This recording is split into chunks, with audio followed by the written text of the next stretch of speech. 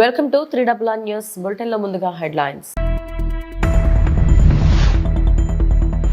CM చంద్రబాబుకి రాఖీ కట్టిన మహిళా నేతలు మరియు బ్రహ్మకుమారిలు.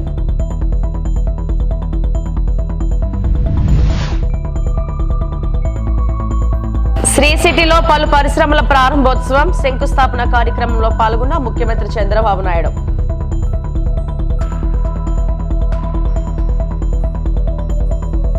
సమస్యలతో తరలివచ్చే ప్రతి ఒక్కరికి అండగా నిలుస్తామన్న విద్యా, ఐటీ, ఎలక్ట్రానిక్స్ శాఖల మంత్రి నారా లోకేష్.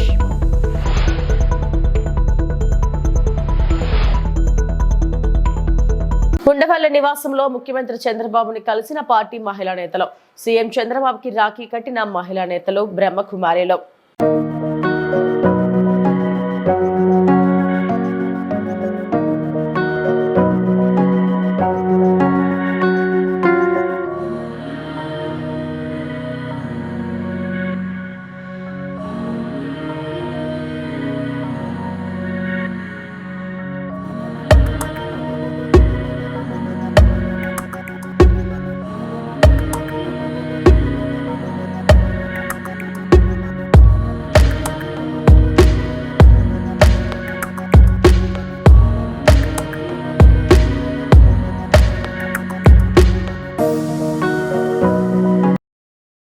ఏపీ సీఎం చంద్రబాబు తిరుపతి జిల్లా శ్రీ సిటీకి చేరుకున్నారు. వివిధ ప్రాజెక్టులను ఆయన ప్రారంభించారు. ఇక్కడ మొత్తం 15 సంస్థల కార్యకలాపాలను ఆయన ప్రారంభించారు. మరో 7 సంస్థలకు శంకుస్థాపన చేశారు. అనంతరం క్రిస్టీలోని బిజినెస్ సెంటర్లో పలు కంపెనీల సీఈఓలతో జరిగే సమావేశంలో పెట్టుబడుల ఆకర్షణకు ప్రభుత్వం అనుసరిస్తున్న విధానాలపై సీఎం మాట్లాడుతున్నారు. శ్రీ సిటీ కార్యక్రమాలు ముగిసిన అనంతరం నెల్లూరు జిల్లాలోని సోమశీల ప్రాజెక్టును ఆయన సందర్శిస్తారు. అక్కడి నుంచి సాయంత్రానికి విజయవాడ చేరుకుంటారు.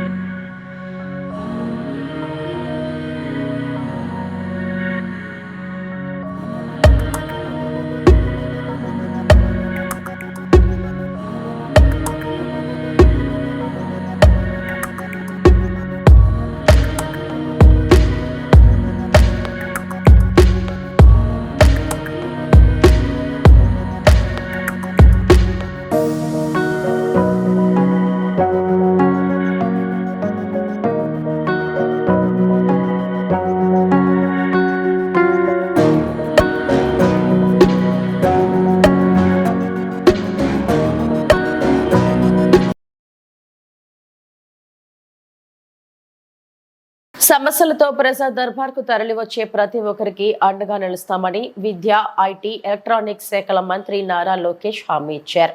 ఉండవల్లిలోని నివాసంలో 27వ రోజు ప్రజా దర్బార్ కు మంగళగిరితో పాటు రాష్ట్ర వ్యాప్తంగా ప్రజలు పెద్ద ఎత్తున తరలివచ్చారు. నేరుగా మంత్రిని కలిసి తమ సమస్యలను విన్నవించారు. ప్రతి ఒక్కరికి విజ్ఞప్తి పరిశీలించిన మంత్రి నారా లోకేష్ అండగా ఉంటామని భరోసా ఇచ్చారు. సమస్యల సత్వర పరిష్కారానికి సిబ్బందికి ఆదేశాలు జారీ చేశారు.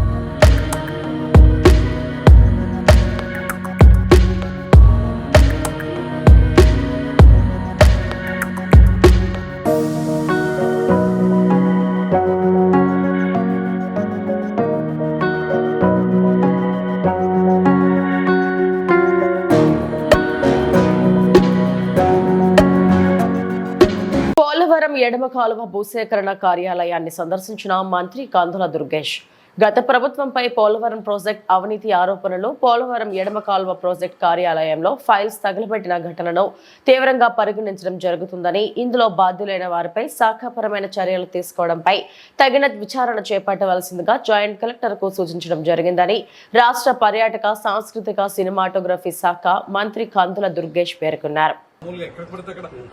రాష్ట్రంలో అన్ని మూలల్లో కూడా ఇలా తయారైపోతుంది. ఎక్కడెక్కడ తగలబెట్టేస్తున్నారు.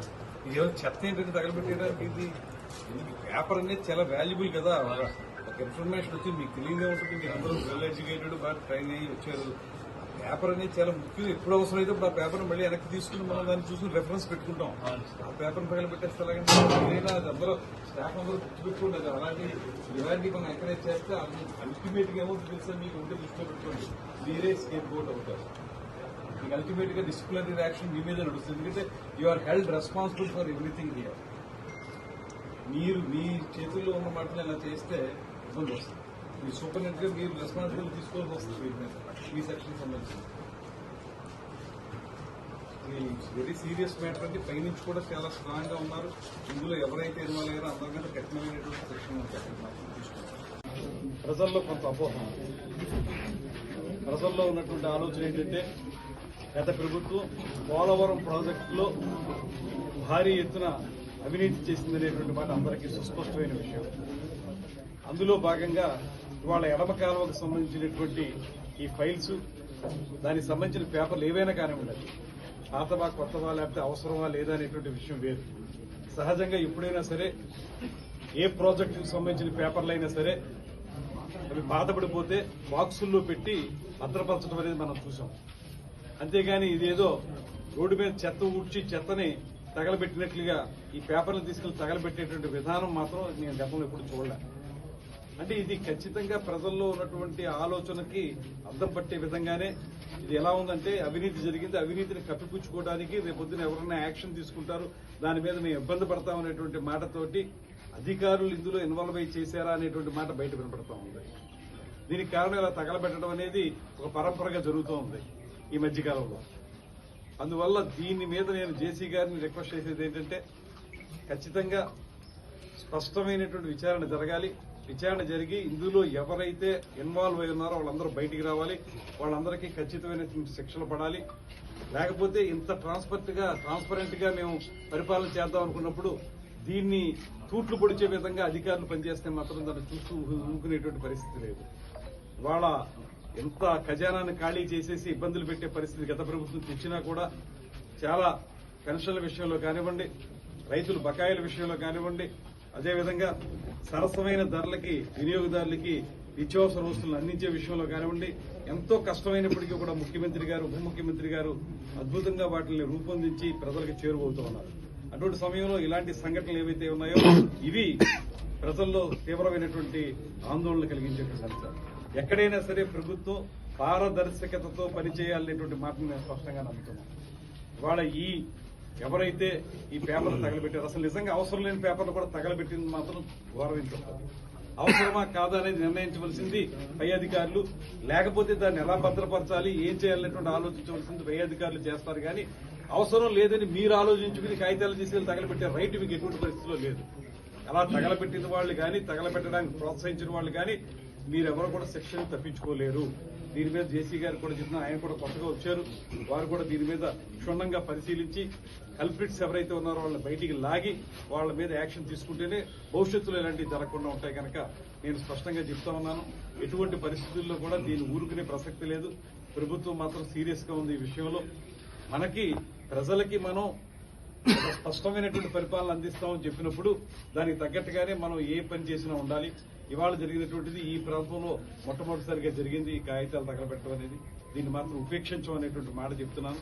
ఇందులో ఎలాంటి వాళ్ళు ఇన్వాల్వ్ అయి ఉన్నప్పటికీ కూడా వాళ్ళందరినీ బయట. పాలకొల్లు మండలం శివదేవుని చిక్కాల గ్రామంలో శ్రీ రాఘవేంద్ర చారిటబుల్ ట్రస్ట్ ఆధ్వర్యంలో కుట్టు శిక్షణ పొందిన 60 మంది మహిళలకు ఉచితంగా కుట్టు మిషన్లు, సర్టిఫికెట్లు, కంప్యూటర్ శిక్షణ పొందిన మహిళలకు సర్టిఫికెట్లను మంత్రి చేతుల మీదుగా అందజేశారు.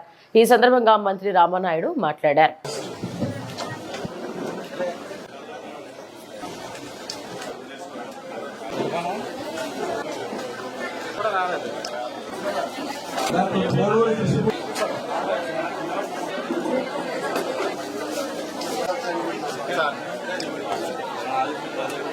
రాఘవేంద్ర చారిటబుల్ ట్రస్ట్ కన్న తల్లికి, కన్న ఊరికి ఎంత చేసినా కూడా రుణం తీరదనంటారు.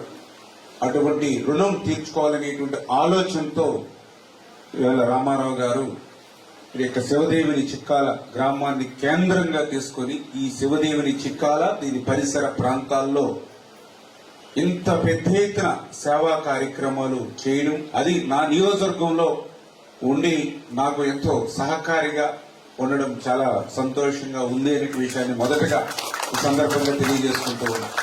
ప్రతి వ్యక్తికి కూడా ఈ సమాజంలో విద్య అనేది అవసరం, ఆరోగ్యం అనేది అవసరం.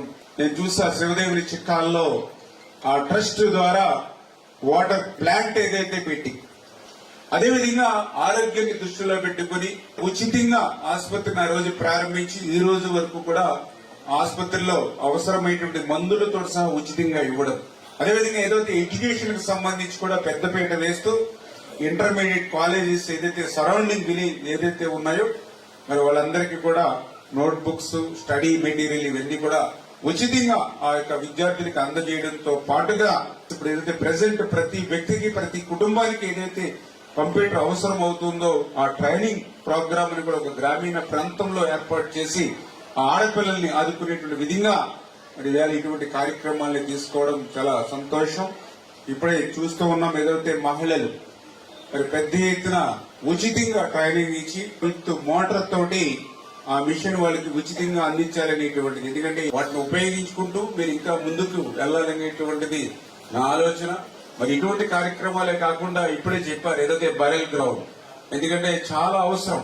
ఎందుకంటే ప్రతి వ్యక్తి కూడా ఆఖరి మజిలీ అనేది ఆ శ్మశాన వాటిక ద్వారానే పూర్తవుతుంది.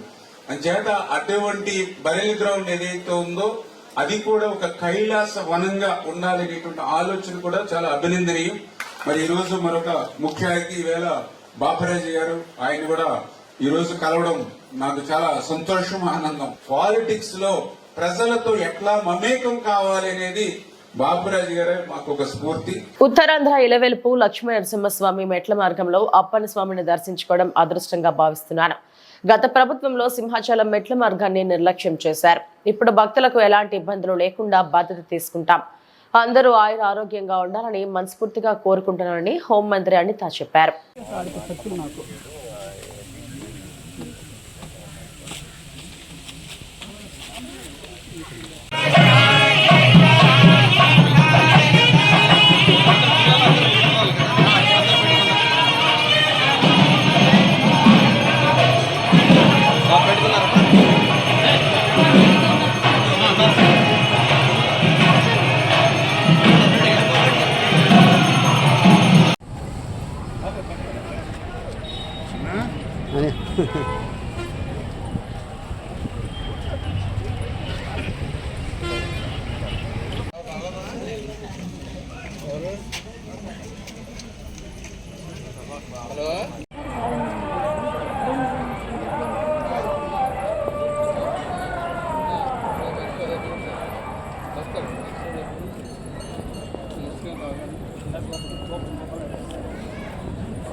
కర్ణాటకలోని తుంగభద్ర డ్యాం 19వ గేట్ పై తాత్కాలికంగా ఏర్పాటు చేసి 5 స్టాప్ లాక్ ఎట్టకేలకు విజయం సాధించారు.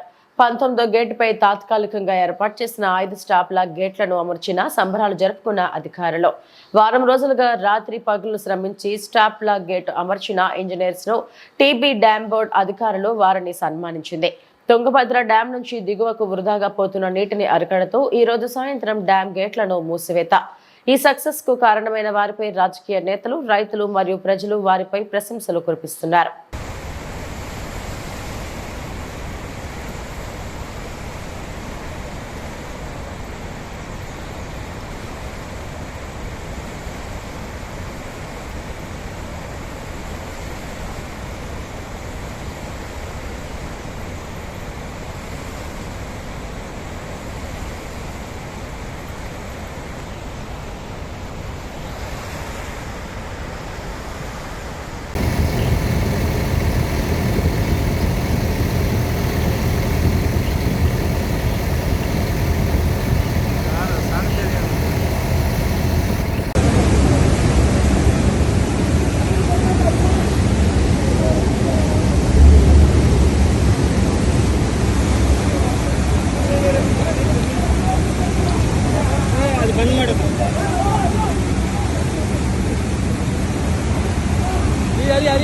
ನೀವು ಮಾತ್ರ ಇದೆಯಾ ನೀವರಿಯಾ ಒಬ್ಬರು ಮಾತ್ರ ಇದೆಯಾ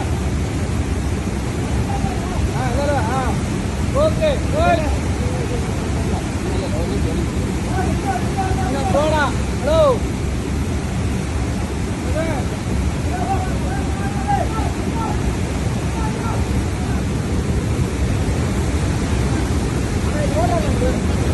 वाइब्रेशन आ रहा है गाड़ी के पास कोई चीज को जाके पास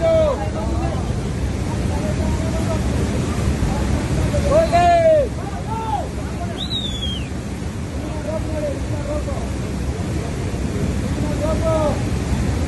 लोड ಬಂದಿದೆ ಆಲ್ರೆಡಿ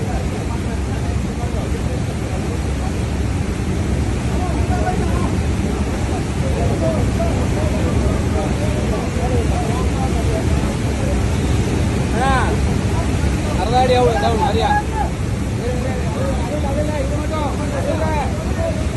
Arradia area.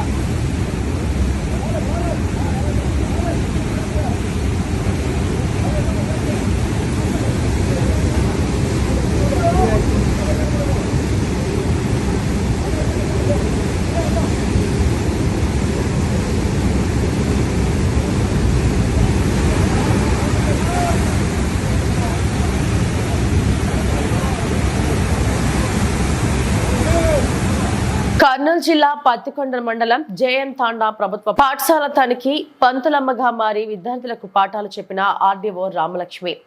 పత్తికొండ మండలంలోని జేఎన్ తాండా ప్రభుత్వ పాఠశాల తనిఖీ చేసి మధ్యాహ్న భోజన పథకం మరియు స్కూల్ పరిసరాలను పరిశీలించింది. క్లాస్ రూమ్ లోకి వెళ్లి విద్యార్థులు ఎలా చదువుతున్నారో అని చెక్ చేసింది. చక్కగా చదువుతున్నారని చదువు చెప్పిన కళ్యాణ్ టీచర్ ని అభినందించింది. క్లాసులు నీట్ గా ఉన్నాయని ప్రశంసించింది.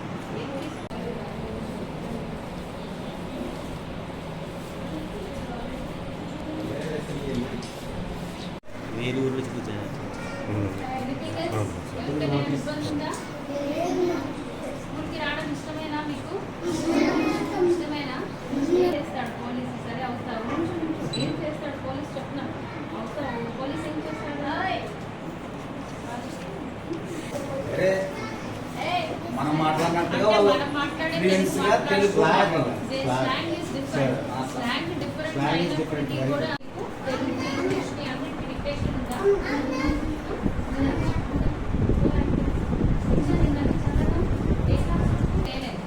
సో చదువు ఒక్కటే మనందరినీ మిగతా వాళ్ళకన్నా డిఫరెంట్గా వస్తుంది. అందరికన్నా గొప్పగా ఉండాలంటే ఏం చేయాలి? బాగా చదవాలి. అర్థమైందా అందరికీ? మేడం గారు చెప్తున్నారు కదా, అందరూ మంచిగా చదవాలి, మంచి ఉద్యోగాలు చేయాలి. లోకల్ లాంగ్వేజ్లో మాట్లాడుతున్నారు. అంటే ఇదంతా ఇంగ్లీష్ మీడియం అయినా ఇంగ్లీష్లో మాట్లాడట్లేదు కదా.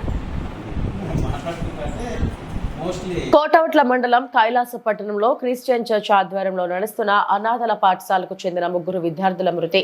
86 మంది పిల్లలకు గాను ఆదివారం ఉదయం వాంతులు విరేచనల బారిన పడిన 27 మంది విద్యార్థులు.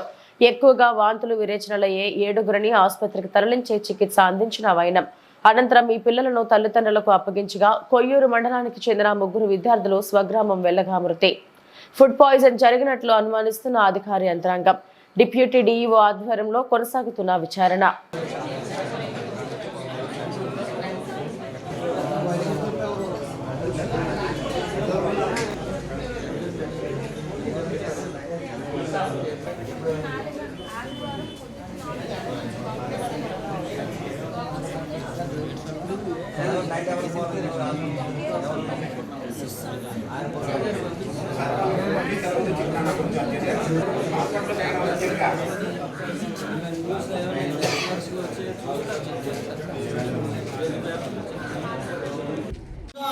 మంచి ఉద్దేశంతో ఫాస్ట్ గారు ఏంటంటే పరిశుద్ధ ఆశ్రమ వ్యవస్థ ద్వారా 86 మంది పిల్లల్ని తీసుకొని నడుపుతున్నాము. అందులో నిన్న మొన్న బిర్యానీ తినడం వల్ల మనకి దాదాపు 27 మందికి ఇబ్బంది పడ్డారు ఆ ఫుడ్ వల్ల. అందులో 3 మాత్రం చనిపోయారు. అందులో 24 మంది. ఈ 24 మందిలో ఇప్పుడు హాస్పిటల్ ట్రీట్మెంట్లో మన దగ్గర ఉన్నారు. కేజీహెచ్కి ఆల్రెడీ 4కి పంపించారు. మిగతా 16 మంది ఇళ్లలో ఉన్నారు. వాళ్ళని మనం ఫోన్ ద్వారా కాంటాక్ట్ చేసుకుని వాళ్ళ ఆరోగ్య పరిస్థితులను మనం తీసుకొని వాళ్ళకి అవసరమైన విధానంలో వైద్యం అవసరమైతే వైద్యం తీసుకుంటున్నాము. లేని పక్షంలో వాళ్ళు మంచిగా ఉంటే వాళ్ళకి మరి కొద్దిగా ముందు జాగ్రత్త తీసుకుంటాం. ఇంటి దగ్గరే చదివారు. ఎందుకంటే ఇది ఫుడ్ తిన్న తర్వాత వీళ్ళకి పేరెంట్స్ వచ్చారు కాబట్టి పేరెంట్స్ రావడం వల్ల కొంచెం పేరెంట్స్కి వెళ్ళాలనే ఉద్దేశంతో ఉంటారు. కొంతమంది ఇబ్బంది పడి కూడా వెళ్ళారు. దానివల్ల ఇది జరిగింది. కాబట్టి మరి ఈ ముగ్గురు కూడా వాళ్ళ దగ్గరే చదివారు. ప్రస్తుతం ఇంకా తీసుకొస్తున్నారు జనరల్ తీసుకొస్తున్నారు. అలాగా కొంతమంది వస్తుంటే కొంతమంది అలాగా. వృక్షాబంధంతో మహావృక్షాలు పరిరక్షణ సాధ్యమని VMRDA forest range officer B Shyamala అన్నారు. సోమవారం ఉదయం గ్రీన్ క్లైమేట్ టీం ఎన్జీఓ నేతృత్వంలో విశాఖపట్నంలోని సెంట్రల్ పార్క్ వద్ద ఎస్వీవీపీ డిగ్రీ కళాశాల, ఏఎస్ రాజా ఉమెన్స్ జూనియర్ కళాశాలలో వృక్షాబంధన్ మహోత్సవం నిర్వహించారు. సెంట్రల్ పార్క్ వద్ద మహావృక్షానికి రాఖీ కట్టిన తర్వాత శ్యామల మాట్లాడారు. అతిపెద్ద వృక్షాలకు రాఖీలు కట్టి రేపటి తరాలకు వారసత్వ సంపదగా గుర్తించి కాపాడుకునేలా చేయాలని ఆమె కోరారు. మహావృక్షాలని మన జాతి సంపదగా గుర్తించి కాపాడుకోవాలనే ఉద్దేశంతో ప్రతి ఒక్కరిని చైతన్యపరచడానికి తాను గ్రీన్ క్లైమేట్ టీం ఎన్జీఓతో కలిసి వృక్షాబంధన్ దినోత్సవం నిర్వహించామన్నారు. Forest range officer K Shivani మాట్లాడుతూ మహావృక్షాలను కాపాడడం మన బాధ్యత అన్నారు. అవి జీవరాశి మనుగడకు కీలకమని వివరించారు. మనకు ప్రాణవాయువు ఇచ్చే చెట్లను కాపాడుకోవడం ప్రతి ఒక్కరి బాధ్యతగా గుర్తించాలన్నారు. రక్షాబంధనం సందర్భంగా వృక్షాలను కూడా మన సోదరులుగా భావించి వాటిని కూడా మనం రక్షించాలన్న ఉద్దేశంతో ఈరోజు ఒక పురాతన వృక్షానికి సెంట్రల్ పార్క్లో ఉన్నామండి. ఇక్కడ ఏంటంటే చాలా పాత చెట్లు చాలా ఉన్నాయి. సో ఇక్కడ విఎంఆర్డీఏ తరఫున మా సిబ్బంది అంతా చాలా జాగ్రత్తగా ఉన్న వృక్ష సంపదను కాపాడుతున్నారండి.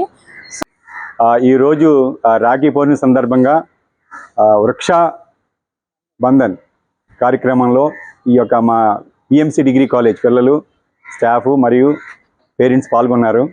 ఈ కార్యక్రమం ఏంటంటే మన ఈ బులెటిన్ ఇంతటితో సమాప్తం. నమస్తే.